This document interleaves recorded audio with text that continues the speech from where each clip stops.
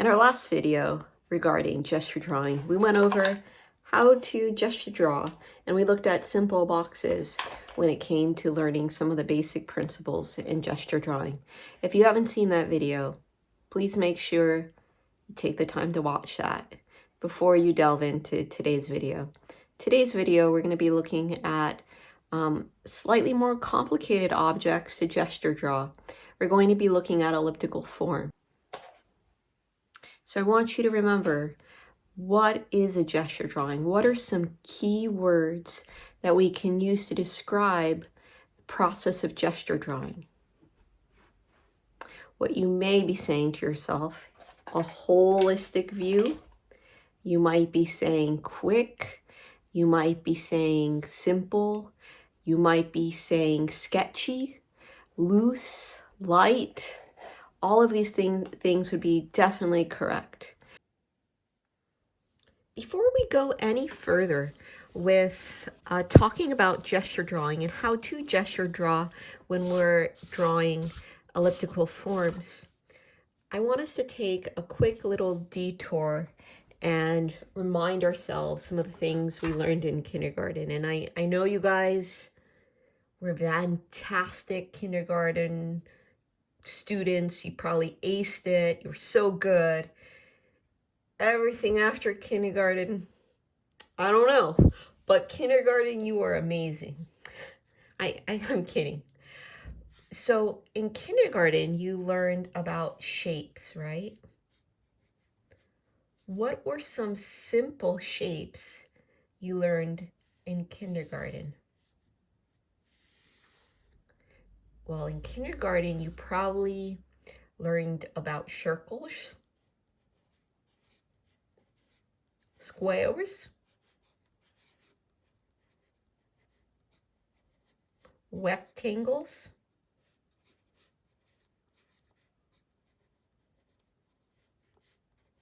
and oh yeah, triangles.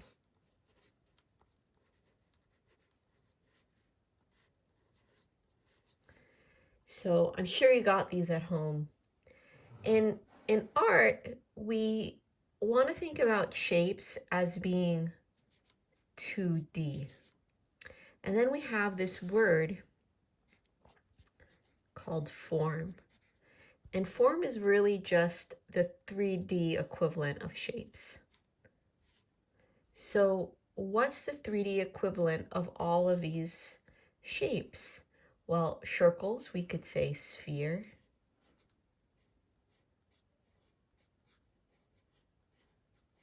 Square, we might say box. Square, we could say cube, right? It's the next one, rectangle, where we could say box, or if you wanted to be all fancy, you could say rectangular prism. But I'm just going to keep it simple for our labeling. Don't label people, only boxes and shapes. Triangles, what would the 3D form be? Well, that might be, let's see, a pyramid. And what about a cone? A cone is like a circle and a triangle had a baby. That might be a cone. What about if a box and a circle had a baby? That might be a cylinder.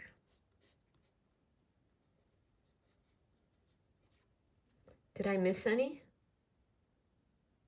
I think we might have it all, I hope. So why I bring this up? We want to think about simple shapes when we draw anything complicated.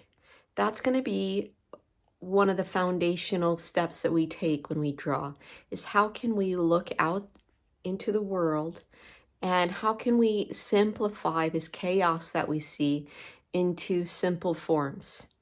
So I have a little friend here. If we look at this little guy, I want you to ask yourself, what simple shapes do you see here? And this is one of those things where there's not necessarily a right answer. There could be answers that are a more elegant solution, a solution that seems to make more logical sense, but there necessarily isn't something that is categorically wrong. When I look at this shape, I might say to myself, oh, it's like a circle on top and then a rectangle on the bottom. Or I could think about it like a cylinder, right? Like this little guy could all be a cylinder. I could think about his arms as being a rectangle, or maybe I could think about them as being a box. I could think about the whole thing, this whole little chick being like a triangle. That's a possibility. This is what I'm going to be drawing with you guys in my upcoming demo. And if we look at this form together, there's a lot of possible ways where that I could simplify this. I could think about the whole thing as being a box. I could think about just this portion being a box and then this lower part being a box. I could think about it as a series of cylinders. So here are some various solutions to depicting or thinking about this little vase. And remember, there's not necessarily a right or a wrong, and it's just how you abstract the world that you're looking at. Before we start drawing, there is one other new key important thing to consider when we draw an elliptical form like a vase. It could be a cup, a glass, you get a thermos, you get the idea. And that's to consider an axis line. We could even call it a statement of height, but for now I'm going to call it an axis line. So I want you to imagine a line that's cutting through the middle of this glass going all the way down. So it could be, if it were possible for me to push this brush through that center point, that's kind of the imaginary axis line that I want you to envision and even draw. So an axis line is going to allow our simple forms to rotate, evolve, exist around an axis line. An axis line, it's what is going to connect all the forms and shapes together. Remember, we could think about this as one cylinder, two cylinder. It's going to be the axis line that's going to connect the top cylinder to the bottom. It's kind of, I think a good analogy that doesn't fit exactly would be to think about the axis line like a skeleton. It's connecting the two forms together like a spine connects the upper and lower body. That's similar to what an axis line is going to do. It's going to be the unifying factor from part A to part B. If it were more complicated, part C, part D. So it would be to unify all of those areas, forms, shapes together. Here I am getting ready to start drawing this little vase. We always begin with a gesture drawing. We had some keywords that we started off the video with, reminding us what a gesture drawing is. And now I want to talk to you about just some reminders when it comes to what your body is doing when you're gesture drawing. Your mind is thinking about those key words, like creating a holistic representation of what you're looking at. But your hand is holding the pencil like this. Remember, not like this, but like this. And you're really engaging your shoulder. Remember, you're using those big muscles that you have in your shoulder to create movement. Whenever we draw an object like a vase, a cup, a thermos, we're always going to begin with a statement of height. I want you to remember that. We're creating a statement of height, This is also the axis line. And at this point, I'm going to start gesturing in simple shapes. And I'm going to be kind of ridiculous here, just to prove a point.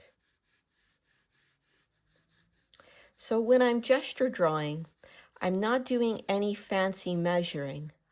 I'm just roughing it in. Now, I know that I did not do any fancy measuring, but I can still ask myself, what does it look like? Does this seem like I captured the proportions of this vase? No, this is way too long, right? Look at how small that is relative to this portion, this length. So let me try it again. I'm going to use my kneaded eraser to quickly erase. I like using my kneaded eraser for gesture drawing because it's so quick.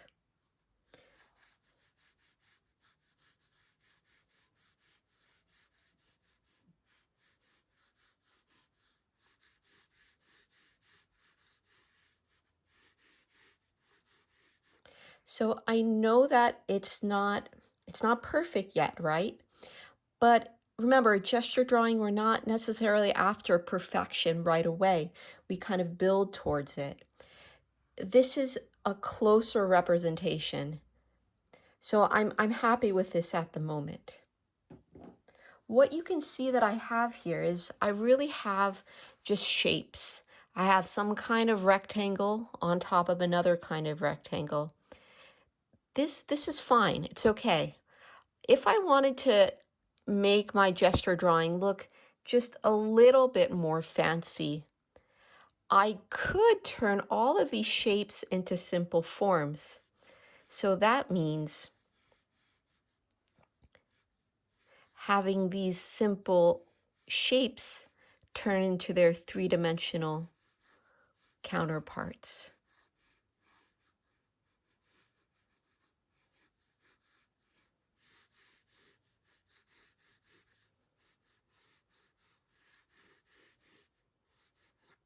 So you can see how that gave this little drawing a lot more 3D appeal by thinking and drawing in the form versus the shape. I didn't change any proportions. I just turned shape into form, and it gave it more of a three-dimensional illusion. Now, just because we're doing something new, after your gesture drawing is set in, I don't want you to forget about the measuring devices we learned. So remember, we talked about, let's see if we can remember, we talked about the perceptual grid.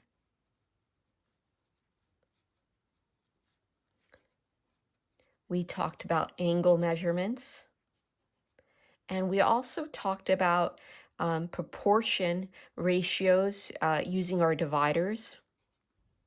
I'm just going to call it ratios. But that's the divider measurements. So in the next video, you're going to see me apply those techniques on a full demonstration here. But quickly, when it comes to using the perceptual grid, we could create vertical measurements like this and say, okay, what's the distance like from there to there? We could take some horizontal measurements. We could say if we drew a line across here, what's the distance like from there to there? If we drew a line across maybe here, what's the distance like from there to the bottom? If we were to take our dividers to establish proportion or ratio measurements, we could take this length and we could measure down. How many times can this length fit in this direction? We could measure down to determine if it's true. So I hope you found this video helpful in understanding elliptical form a little bit more. And stay tuned for the next video where you will see me demonstrate how to apply all of these techniques to finishing up this drawing.